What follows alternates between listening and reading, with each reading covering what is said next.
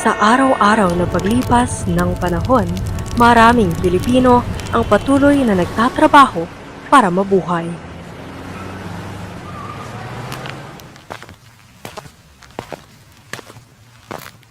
Ako ay si Luz Palomares, 74 years old. Ang trabaho ko ngayon dito ako kay Lerma Santa Cruz. All around naman ako dito.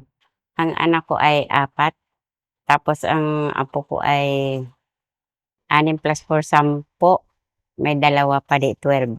Wala nang nag-ano suporta sa amin, kulang na. Kaya pumasok na ako ng kasambahay. Kung ang sweldo ko lahat, syempre, alam mo naman ang mahal. Hindi naman talaga sapat. Kaya lang yung mga apo ko ngayon may trabaho na. Kaya, bali ang sweldo ko, katulong na lang din. Pero kung ilang asahan mo, hindi talaga sapat. Para makatulong nga. Kasi kung isa lamang katrabaho, wala eh. Kulang na kulang din.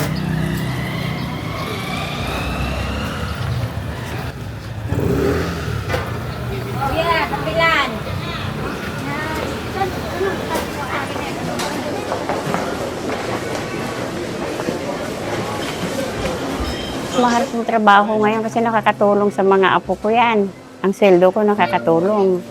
Mahal ko talaga trabaho ko. Kaya masaya kaya pag ikaw ay nagbibigay sa mga apo mo. Kasi ang pangarap ko talaga noon nga makapagtapos. Tapos makapagtrabaho ako sa law firm talaga.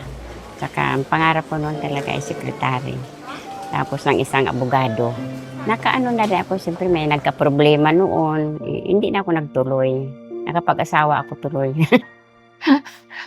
Nakapag-asawa. Marami na akong pinagtrabahoan. Nung nawala na yung asawa ko, para bang, siyempre pilay na. Kaya malaking pagbabago. Kasi siya talaga ang breadwinner namin. Ayaw ng asawa ko magtrabaho. Hindi sa bahay lang, sa mga anak, intindihin. Trabaho ko sa school. Ang pinakahuli-huli ko dito, kay Atkinsa.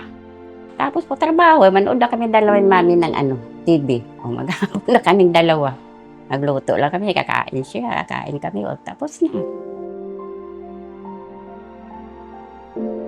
Kasi gusto ko kakain ako, kasama ko siya. Pag gusto ko, nakikita ko sa umaga. Pag wala siya, para ko'y kulang. Kasi nag-a-assist siya sa akin Dahil ako hirap lumakad. Kukuha ako ng pineapple juice, siya kukuha. Kukuha akong kutsara, siya naglalagay ng kutsara, tinito ko. Kaya napamahal na rin ako sa kanya. Napakasipag. Hindi mo nauutusan ng maya-maya. May sariling kusa. Yan, nagustuhan ko yan. Kung pwede na pasweldohin ko siya ng 1 million pa sa sweldohin ko.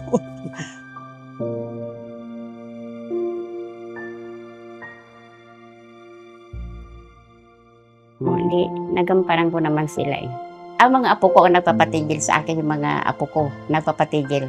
Kaya nang sayang man din, saan ko kukunin yung pera na yan na excess na sweldo ko kung doon ko lang sa bahay, di ba?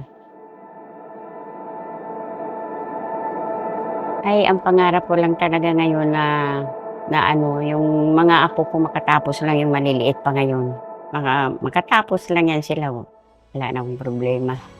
Yung katulad kong edad na nagtatrabaho pa ngayon, ay rin, ingatan lang din nila yung sarili nila para magtuloy-tuloy naman ang trabaho nila. Talagang masabi kong bayani sila dahil sila ang ang lahat sa loob ng bahay sa kanila na iniiwan ng nila ng amo.